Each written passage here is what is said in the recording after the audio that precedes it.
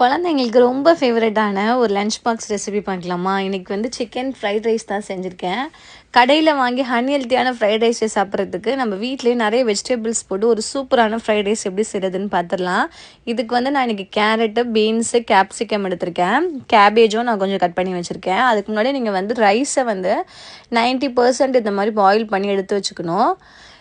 இப்போ வந்து நம்ம சிக்கனையுமே மேரினேட் பண்ணி ஃப்ரை பண்ணி எடுத்துக்கலாம். இன்றைக்கி வந்து என் ஹஸ்பண்ட் தான் ஃப்ரைட் ரைஸ் செய்கிறார். இந்த ஃப்ரைட் ரைஸு, பிரியாணி இந்த மாதிரி ஐட்டம்ஸ்லாம் இவரை மாதிரி பெஸ்ட்டாக செய்ய முடியாது.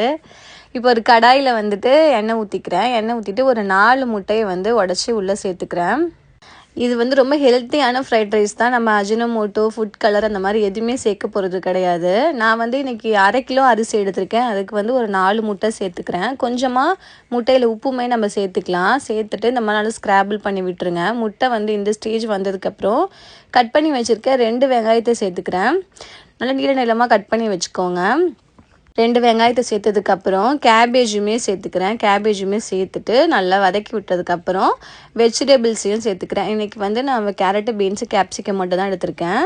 சேர்த்துட்டு ஒரு கிண்டி விட்டுருங்க. அதுக்கப்புறம் நம்ம கட் பண்ணி வச்சுருக்கோம்ல சிக்கனு, ஃப்ரை பண்ணிவிட்டு கட் பண்ணி வச்சுக்கோங்க. சிக்கனை சேர்த்துட்டு கொஞ்சமாக இஞ்சி பூண்டு பேஸ்ட்டு சேர்த்ததுக்கப்புறம் பாயில் பண்ணி வச்சுருக்க ரைஸை சேர்த்துக்கலாம். சேர்த்துட்டு நல்லா கிளறி விட்டுறலாம். நான் வந்து இன்றைக்கி ஹாப்பிமா ஃப்ரைட் ரைஸ் மிக்ஸ் தான் யூஸ் பண்ணியிருக்கேன். நான் வந்து 1/2 கிலோ அரிசிக்கு வந்து 1 பேக்கெட் ஃப்ரைட் ரைஸ் மிக்ஸ் தான் வந்து போட்டிருக்கேன். போட்டதுக்கு அப்புறமே ஒரு நல்ல ஃப்ளேவர் கொடுக்கும். இப்போ வந்து நான் ஒரு சோயா சாஸ் வந்து ஒரு ஸ்பூன் சோயா சாஸ் சேர்த்துக்கிறேன். சேர்த்துட்டு நல்லா கிளறி விட்டுருங்க. ஃபைனலாக வந்து பெப்பர் சேர்த்துக்கலாம். உங்களுக்கு ஆப்ஷனல் தான், ஒயிட் பெப்பர் வேணுனாலும் சேர்த்துக்கலாம். சேர்த்துட்டு ஒரு கிண்டி இறக்கிட்டிங்கன்னா சூப்பரான ஃப்ரைட் ரைஸ் வந்து ரெடி ஆயிரும். என் பொண்ணுக்கு வந்து இன்றைக்கி லஞ்ச் பாக்ஸுக்கு ஃப்ரைட் ரைஸ் தான் செஞ்சுருந்தோம். எங்கள் வீட்டில் எல்லாருக்குமே வீட்டில் செய்கிற ஃப்ரைட் ரைஸ் தான் ரொம்ப பிடிக்கும்.